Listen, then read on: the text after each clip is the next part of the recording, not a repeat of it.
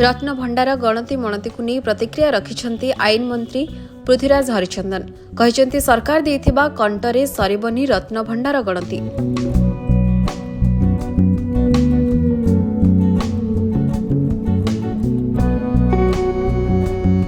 Deadline रु विलंबित होउछि कारण मरामती काम सरुनी।